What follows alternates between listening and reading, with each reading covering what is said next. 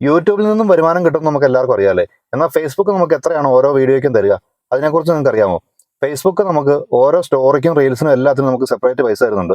അത് എത്രയാണ് തരുന്നത് നമുക്ക് വളരെ ഡീറ്റെയിൽ ആയിട്ട് നോക്കിയിട്ട് വരാം. ഫേസ്ബുക്ക് ആപ്ലിക്കേഷൻ ഓപ്പൺ ചെയ്ത് പ്രൊഫഷണൽ ഡാഷ്ബോർഡ് എടുത്തു കഴിഞ്ഞാൽ നമുക്ക് കാണാൻ സാധിക്കും 5 രീതിയിലാണ് പ്രധാനമായും നമുക്ക് വരുമാനം ലഭിക്കുക. അതിൽ കണ്ടന്റ് മോണിറ്റൈസേഷൻ വഴിയാണ് ഏത് ചെറിയ ചാനലിലും വരുമാനം ലഭിക്കാവുന്ന ഒരു മാർഗ്ഗം എന്ന് പറയുന്നത്. നമ്മൾ ഓരോ ദിവസം പോസ്റ്റ് ചെയ്യുന്ന റീലുകൾ, ഷോർട്സുകൾ, ഫോട്ടോസ്, അതുപോലെ തന്നെ സ്റ്റോറിക്ക് പോലും ചെറിയ വരുമാനം ഫേസ്ബുക്ക് തരുന്നുണ്ട്. വർക്കിന്റെ ഇടയിൽ ഇടയ്ക്ക് ടൈം പാസിന് ഇട്ടുകൊണ്ടിരുന്ന വീഡിയോയ്ക്ക് പോലും എനിക്ക് $210 നമുക്ക് ലാസ്റ്റ് 28 ഡേയ്സിൽ വന്നിരിക്കുന്നത്. $200 എന്ന് പറയുമ്പോൾ ഇപ്പോഴത്തെ കണക്കിന് ഏതാണ്ട് 18,000 രൂപയായി. യൂട്യൂബുമായി കമ്പയർ ചെയ്ത് നോക്കുമ്പോൾ വ്യൂ കിട്ടാനും അതുപോലെ തന്നെ ഫോട്ടോസിനും ഷോർട്സിനും ഒക്കെ നല്ല വരുമാനം തരുന്നതുകൊണ്ട് തന്നെ ഏണിങ്സ് കൂടുതലുള്ളത് ഫേസ്ബുക്കിൽ തന്നെയാണ്. ഓരോ വീഡിയോയ്ക്കും എത്ര കിട്ടുമെന്ന് അറിയാൻ വേണ്ടി നമുക്ക് എക്സാമ്പിൾ ആയിട്ടൊരു വീഡിയോ നമുക്ക് എടുത്തു നോക്കാം.